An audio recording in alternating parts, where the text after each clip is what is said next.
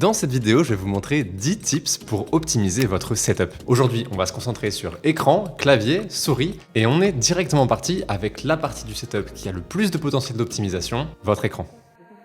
La première chose qu'on va faire, c'est améliorer les temps de réponse. Pour ça, vérifiez que vous êtes bien sur le taux de rafraîchissement le plus élevé dans Windows. Ensuite, dans le menu de votre écran, cherchez la section temps de réponse ou overdrive. Mais arrivé là, le mode le plus rapide n'est pas forcément le meilleur. Contrairement à l'idée reçue, le temps de réponse d'un écran, ça n'est pas son délai d'affichage, mais le temps que prennent les pixels pour passer d'une couleur à une autre. Un paramètre trop lent, ça crée des traînées derrière les objets qui bougent, mais un paramètre trop rapide, ça crée des franges lumineuses immondes. Pour optimiser ça chez vous, il suffit d'aller sur le test de ghosting de Blurstbusters, suivre l'UFO avec les yeux et choisir le paramètre qui minimise les artefacts autour de lui. Et voilà, maintenant, vos ennemis en jeu seront bien plus nets. Mais avoir un écran net, ça ne suffit pas. On va aussi optimiser ses couleurs. La plupart des écrans sont vendus par défaut avec une teinte bleue terrible. Pour changer ça, cherchez le paramètre température ou balance des blancs dans votre écran. Mais une fois ici, comment savoir quel paramètre choisir? Pour ça, j'ai un test qui marche à tous les coups. Prenez une feuille blanche, ouvrez grand les fenêtres chez vous, et maintenant, comparez la teinte de la feuille par rapport à l'écran avec une page 100% blanche. À partir de là, il suffit de sélectionner le paramètre qui se rapproche le plus de la feuille.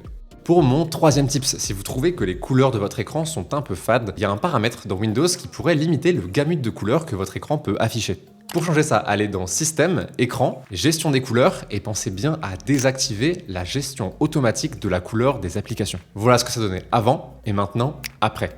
En fait, ce que fait Windows, c'est limiter les couleurs de votre écran au sRGB, ce qui en soi est pas mal quand vous regardez des séries sur Netflix, mais un peu dommage en jeu. Maintenant que vous avez récupéré les couleurs que vous avez confisquées Windows, il me reste un dernier tips pour optimiser votre écran. On va s'attaquer à son gamma. Mais pour être sûr que le test marche correctement, il y a un protocole précis à suivre. D'abord, désactivez tout ce qui pourrait modifier votre gamma, que ce soit dans votre écran avec des shadow boosters ou bien dans vos drivers graphiques directement. Ensuite, vérifiez que le scaling de Windows et celui de votre navigateur est bien à 100%. Maintenant, pour optimiser votre gamma, rendez-vous sur le lagom test. Éloignez-vous légèrement de votre écran et plissez les yeux en fixant les bandes de couleurs. Maintenant, votre job, ça va être de déceler où est-ce que les bandes se mélangent. Ensuite, dans les paramètres de votre écran, modifiez le gamma pour que les bandes se mélangent autour du niveau 2.2.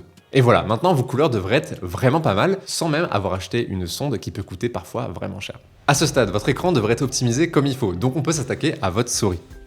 Mon premier tips pour améliorer votre souris est hyper simple. Si vous avez l'impression que vos flickshots sont inconsistants, c'est peut-être à cause de l'accélération de la souris sur Windows. Pour le désactiver, allez dans Bluetooth et appareil, puis souris et décochez améliorer la précision du pointeur. Mon deuxième tips va instantanément réduire la latence de votre souris. Ouvrez le logiciel de configuration de votre souris. Maintenant, cherchez un paramètre nommé debounce time ou debounce delay et réduisez-le à 0. Mais pourquoi est-ce que les constructeurs imposeraient par défaut un délai supplémentaire à leurs produits? En fait, certaines souris ont des switches de mauvaise qualité qui sont enclins à des double-clics involontaires. Pour corriger ça, au lieu d'utiliser des composants de qualité, certains constructeurs préfèrent ignorer les premiers instants du clic de votre souris afin de filtrer les double-clics involontaires. Si après ça, votre souris commence à double-cliquer, ça peut être le moment upgrade. Aujourd'hui, il y a des excellentes options qui existent à seulement 30 €. Si ça vous intéresse, j'ai fait cette vidéo sur le sujet. Mes deux derniers tips concernent ceux qui ont une souris qui est capable de 4000 ou même 8000 Hz. D'abord, arrêtez de jouer à 400 dpi. Alors, je sais qu'il y a beaucoup de joueurs pros qui se jouent encore à 400 dpi, mais c'est souvent pour d'autres raisons. En fait, le problème en jouant à 400 dpi, c'est que votre souris n'a pas assez d'informations à transmettre pour saturer son polling rate. Et du coup, vous avez un peu gâché votre argent en achetant une souris capable de 8000 Hz. Mais la solution est hyper simple. En passant à 1600 ou 3200 dpi, même des petits mouvements permettent à votre souris d'atteindre son polling rate maximum.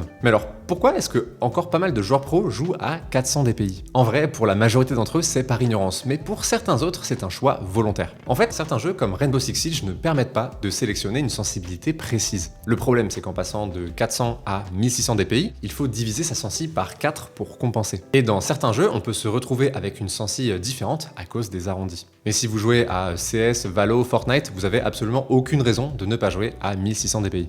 Et enfin, arrêtez de jouer à 8000 Hz tout court. Le problème des souris qui tournent à 8000 Hz, c'est qu'elles augmentent significativement la charge de votre CPU. Et paradoxalement, ça augmente la latence du système, notamment dans les jeux compétitifs qui sont exigeants sur le processeur. Il y a quelques mois, Optimum a mesuré une augmentation de la latence système lorsqu'il joue à 8000 Hz, alors qu'il utilise un Ryzen 7 7800X 3D. Alors je vous laisse imaginer l'impact si vous avez un PC qui est ne serait-ce qu'un peu plus vieux. Et du coup ça nique complètement en fait le principe de jouer à des plus gros polling rates, parce qu'à la base c'est fait pour réduire sa latence de seulement quelques dixièmes de millisecondes. Donc baisser votre polling rate à 1000 ou 2000 Hz grand max, ça va diminuer la latence de votre système tout en augmentant drastiquement l'autonomie de votre souris. Ok, maintenant que votre souris fonctionne au max de ses capacités, il ne nous manque plus qu'à optimiser votre clavier. Pour la première optimisation, on va venir améliorer l'acoustique de votre clavier. La plupart du temps, lorsqu'un clavier a un son bof, c'est parce qu'il n'y a rien à l'intérieur pour atténuer les mauvaises fréquences. Dans ma dernière vidéo où je crée un clone du dernier clavier de Cyril MP4, je vous montre qu'il suffit de recycler un vieux tapis de souris qui traîne chez vous pour améliorer le son de votre clavier. En bonus, vous pouvez aussi faire ce qu'on appelle un tape mode. Pour moins de 1 euro, vous pouvez acheter du scotch de peintre, puis appliquer quelques couches à l'arrière de votre PCB pour encore améliorer l'acoustique. Et la différence est folle, écoutez ça. Mais d'un point de vue performance pure, il n'y a pas grand chose à faire pour améliorer son clavier. En fait, j'ai qu'un seul vrai tips pour ça et ça concerne les propriétaires de claviers magnétiques. On se rend pas compte, mais ce qui a le plus de latence dans votre clavier, ce n'est pas le clavier lui-même, mais bien la vitesse à laquelle vous bougez vos doigts. Donc un des meilleurs moyens de diminuer la latence de votre clavier, c'est en fait d'augmenter sa sensibilité au maximum. Par exemple, moi sur ZQSD, j'aime bien mettre le point d'activation au minimum, et pareil pour Rapid Trigger. Si vous ne l'aviez pas déjà fait, vous devriez ressentir immédiatement une meilleure réactivité. Et si jamais vous trouvez que votre clavier est trop réactif et que vous commencez à avoir des misinputs, vous pouvez diminuer la sensibilité un tout petit peu pour les éliminer et quand même bénéficier des avantages de performance. Et voilà, en ce moment j'essaie de changer la formule de mes vidéos pour pouvoir retrouver un public suffisamment large pour vivre de YouTube. Donc si jamais vous voulez plus de ce genre de vidéos, n'hésitez pas à me le dire en commentaire. C'était Antonin, à la prochaine dans l'auberge. Allez, ciao!